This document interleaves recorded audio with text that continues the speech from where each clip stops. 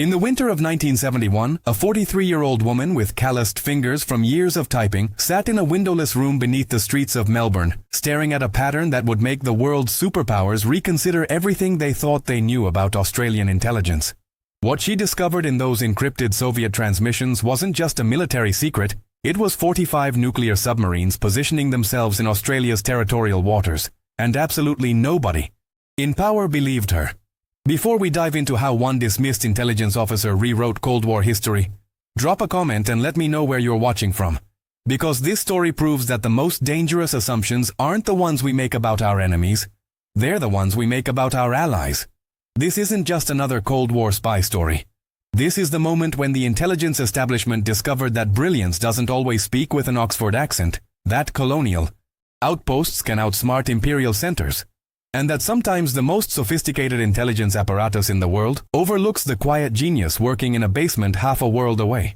What happened in Melbourne between 1971 and 1973 remains so deeply classified that even today, 50 years later, most of the operational details are still redacted. But what we do know is this.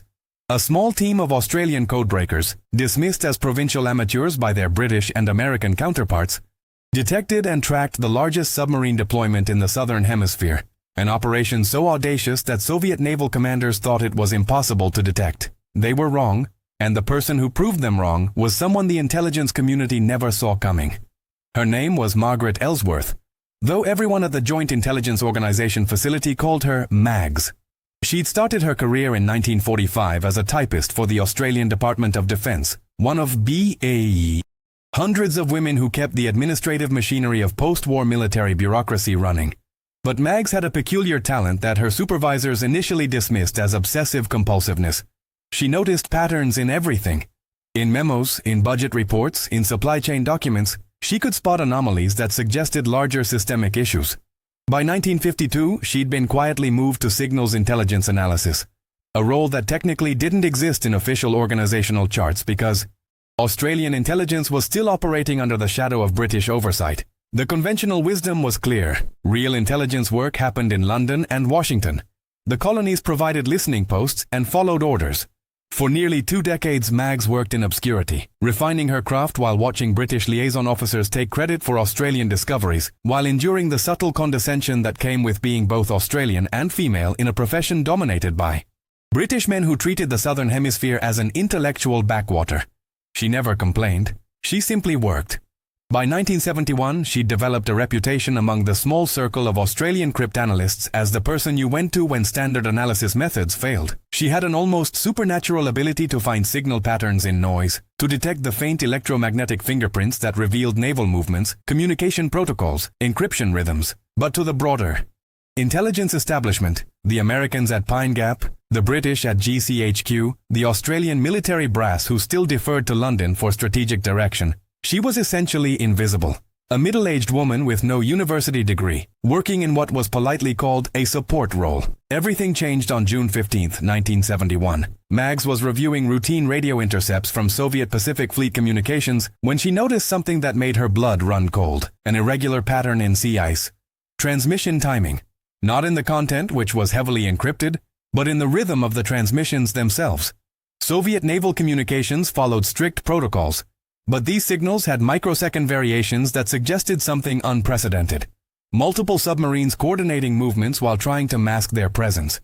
She spent 3 days barely sleeping, cross-referencing the signals with acoustic data from American SOSUS hydrophones, with merchant shipping reports, with weather patterns, with lunar phases that affected tidal flows in Bass Strait. What emerged was a picture that seemed impossible. A network of submarines, possibly dozens, positioned in Australian territorial waters. When she presented her findings to Commander Robert Ashford, the British liaison officer who officially supervised the Melbourne Facilities Analysis Division, his reaction was precisely what decades of colonial intelligence dynamics had trained him to produce. Ashford was the embodiment of Whitehall's intellectual certainty. Eton-educated, Sandhurst-trained, a veteran of signals intelligence work in Berlin during the height of the Cold War. He'd been sent to Melbourne as a semi-retirement post, a place to collect a pension while overseeing what London considered a glorified listening station. In his 30 years of intelligence work, he'd developed an ironclad conviction that sophisticated analysis required sophisticated training, and that someone like Mags, A woman, colonial, without formal cryptographic education, couldn't possibly detect something that American satellites and British naval intelligence had missed. Mrs. Elsworth, he said, not bothering to look up from the reports on his desk, his voice carrying that particular tone of patient condescension reserved for explaining obvious things to obvious inferiors. The notion that the Soviet Pacific Fleet would station dozens of submarines in Bass Strait, one of the most heavily trafficked maritime corridors in the southern hemisphere, without any other intelligence service detecting them, is frankly absurd. You've misread ambient noise. Probably fishing vessels or commercial shipping creating electromagnetic interference. He slid her analysis back across his desk, as if returning a child's homework. I suggest you focus on the work you're actually trained to do. Pattern recognition is considerably more complex than you seem to appreciate. But Mags wasn't alone in her convictions. She'd shared her findings with Lieutenant Commander David Chen, a second-generation Chinese-Australian naval officer who'd experienced his own form of institutional dismissal. Brilliant tactical mind, overlooked for promotion because faces that looked like his didn't fit the traditional profile of Australian naval leadership. And she'd brought in Thomas McDougall, a gruff Scottish immigrant who'd worked Soviet communication systems during his time with British signals intelligence before migrating to Australia and discovering that his expertise was suddenly worth less because it came with a Melbourne address instead of a London one. Together, they represented everything the intelligence establishment reflexively underestimated: colonial upstarts, ethnic minorities, women, immigrants, people without the right accents or the right connections. Over the next 2 weeks, they worked in secret, using after-hours access to compile evidence that the institutional powers above them refused to even examine. Chen cross-referenced the signal patterns with changes in merchant shipping routes. He'd noticed that Soviet-friendly vessels were suddenly avoiding Bass Strait, rerouting at considerable expense. McDougall obtained acoustic signatures from friendly submarine captains who'd reported anomalous contacts that official reports had dismissed as equipment malfunctions. Mags herself worked through a decade of historical Soviet naval communications, identifying that the transmission protocols they were seeing matched those used during the Cuban Missile Crisis.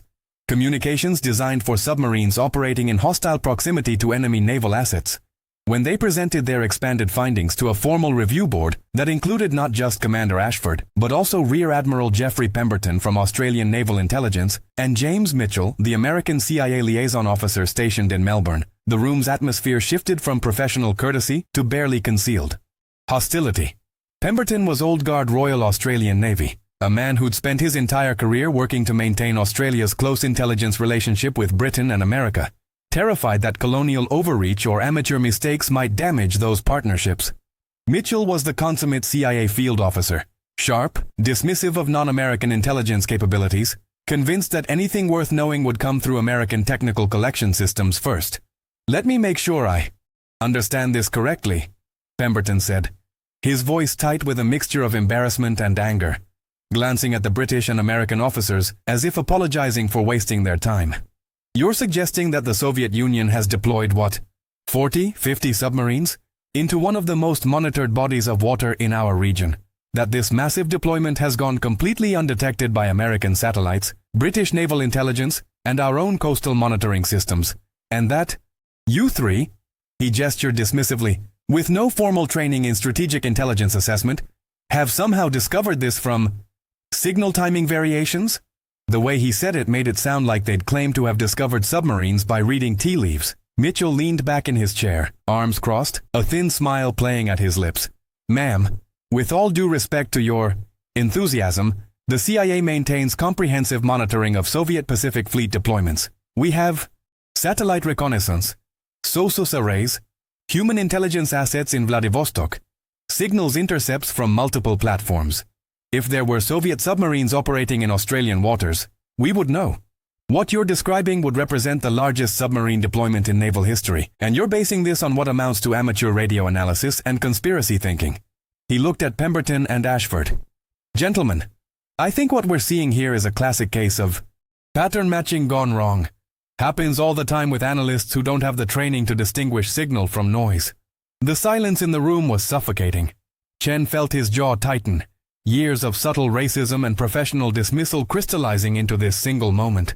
McDougall stared at the table, his weathered hands clenched. But Mags simply looked at each of them. Ashford with his imperial certainty, Pemberton with his colonial insecurity, Mitchell with his American supremacy. and did something that nobody expected. She smiled. Not a nervous smile, not an apologetic smile, but a smile of someone who knew something they didn't. Someone who'd learned patience through 2 decades of being underestimated. "Gentlemen," she said, her voice carrying none of the deference they expected, "I appreciate your concerns about methodology. Commander Ashford is right that I lack formal cryptographic training. Admiral Pemberton is right that this seems impossible. Mr. Mitchell is right that your technical systems are sophisticated.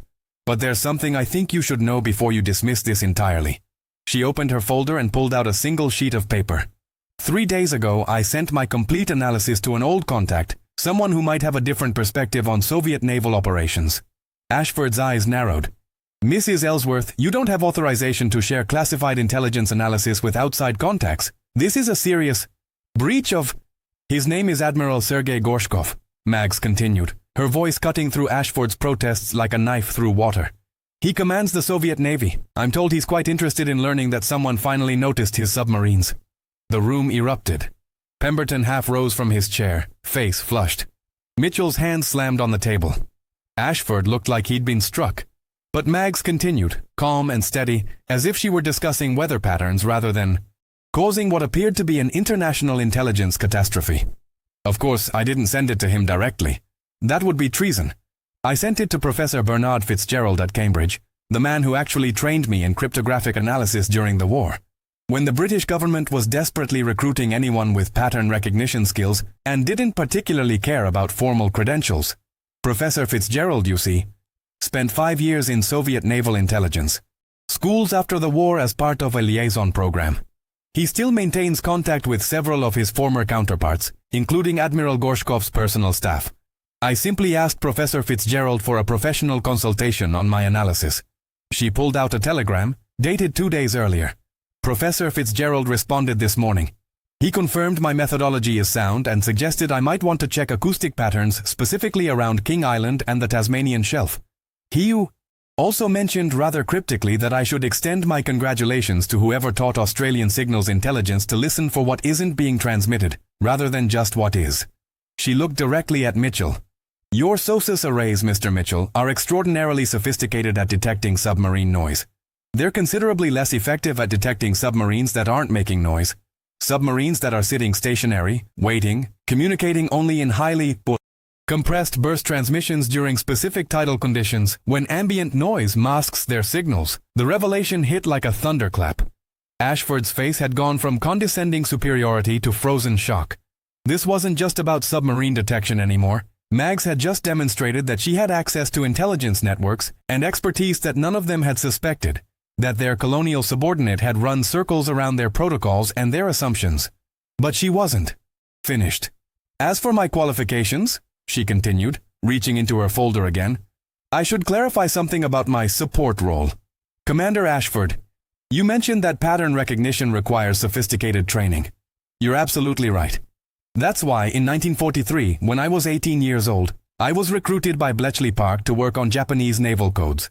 I spent 2 years in Britain working under Bernard Fitzgerald and Alan Turing's team, developing techniques for detecting patterns in supposedly random noise. I returned to Australia in 1945 when my mother fell ill, and I took a typist position because that was the only role available to women in Australian intelligence at the time." She laid several documents on the table.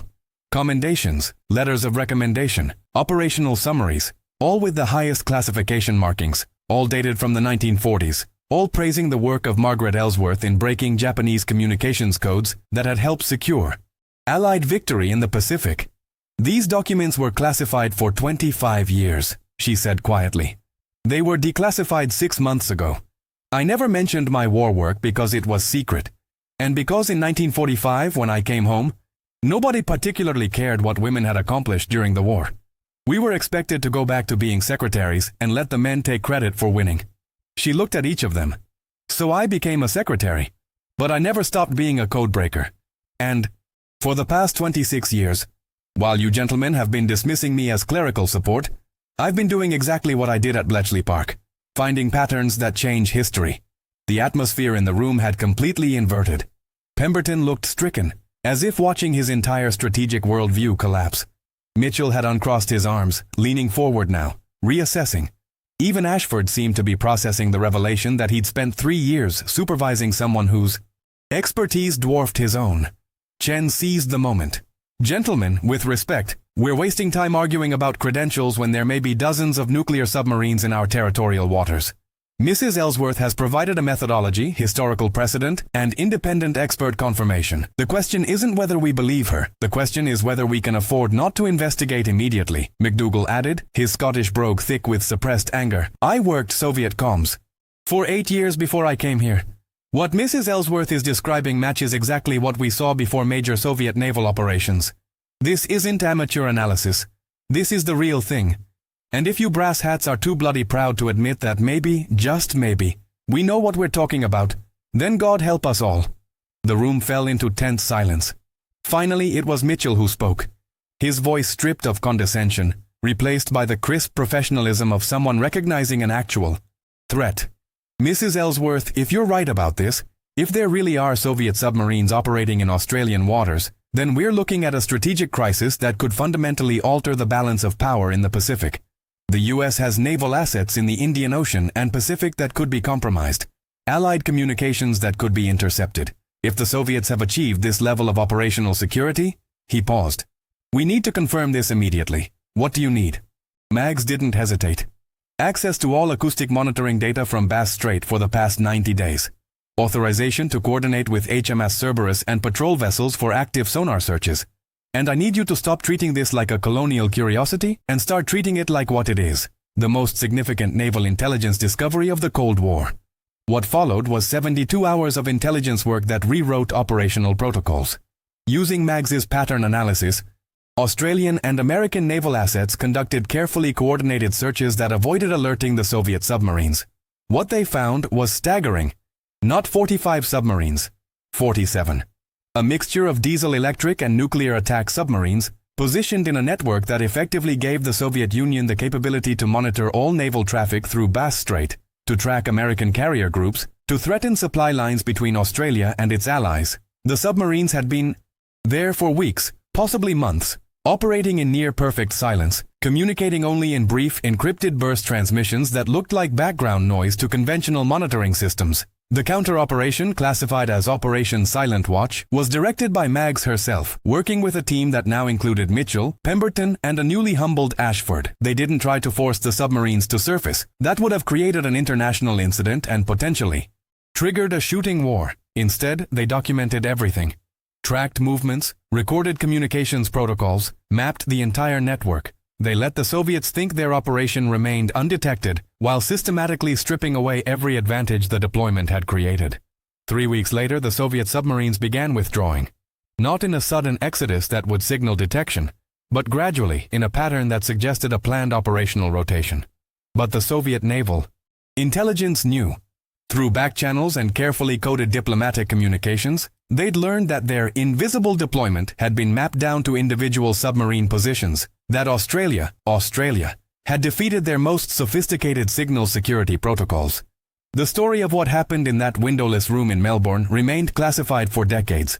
But what changed immediately was everything. The Joint Intelligence Organization facility in Melbourne went from a subordinate listening post to a primary analysis center. Mags was promoted to Deputy Director of Signals Intelligence, a position created specifically to reflect her actual role rather than her administrative cover. Chen received the command promotion he'd been denied for years. McDougall became the chief liaison for Soviet communications analysis, and Ashford requested a transfer back to London, his imperial certainty permanently shattered by the discovery that brilliance had been working beneath him all along, waiting patiently for the moment when it would be impossible to ignore. But the most profound change wasn't organizational. 6 months after Operation Silent Watch concluded, Mags received a personal letter, delivered through extraordinary diplomatic channels. It was from Professor Fitzgerald, but the message it contained was from someone else. Admiral Gorshkov, commander of the Soviet Navy, had sent word through intermediaries. Please convey to the Australian analyst who detected our operation that her work represented the finest signals intelligence I have encountered in 4 decades of naval service. In any other circumstance, I would have recruited her myself. And there, in that message from an enemy commander, was the real victory. Not just detection, not just operational success, but recognition that transcended borders and ideologies. Professional respect between adversaries who understood that genuine expertise doesn't depend on credentials or nationality or gender, but on the relentless pursuit of truth hidden in patterns of noise. When Mags finally retired in 1985, her role in Cold War intelligence was still classified. She didn't write memoirs or give interviews.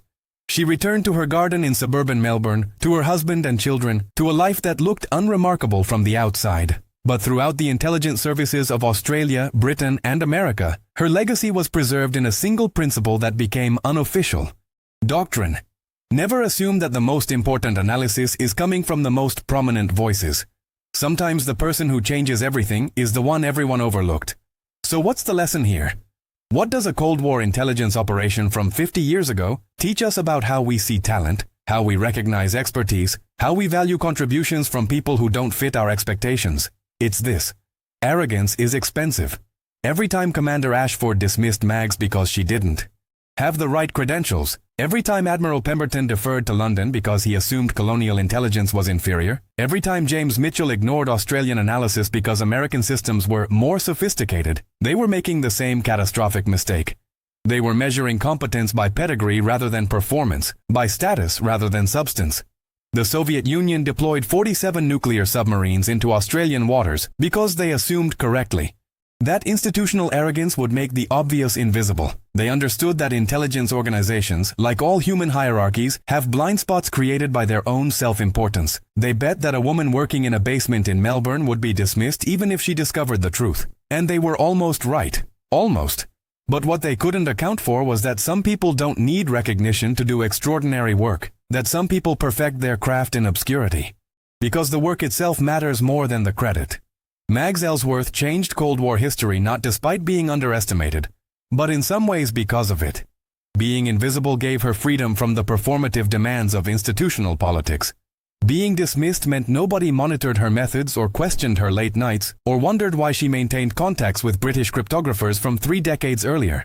She worked in the margins, refined her genius in the shadows, and when the moment came that only she could see clearly, she was ready. And here's the uncomfortable truth that this story forces us to confront. How many Margaret Elsworths are working in our organizations right now, seeing patterns nobody else can detect, solving problems nobody else recognizes, while we're too busy deferring to credentials and status to notice? How many times do we dismiss expertise because it comes with the wrong accent, or the wrong resume, or from the wrong person? How much do we lose, not just as organizations but as societies, when we let institutional arrogance blind us to the quiet brilliance working in our midst? The Cold War ended. The Soviet Union collapsed. The submarines that once lurked in Bass Strait are now museum pieces or scrap metal. But the choice Mags faced in that moment when Commander Ashford slid her analysis back across the desk, the choice between accepting dismissal and insisting on truth, that choice is timeless. And her response, patient, strategic, grounded in unshakable certainty of her own competence. That's the model for anyone who's ever been underestimated. She didn't demand recognition. She didn't argue for respect. She simply demonstrated, through meticulous work and undeniable results, that she was exactly who she said she was. And in doing so, she proved that real authority doesn't come from titles or institutional position. It comes from the ability to see what others can't, to persist when others quit, to remain calm when others panic, and to be right when everyone else is wrong.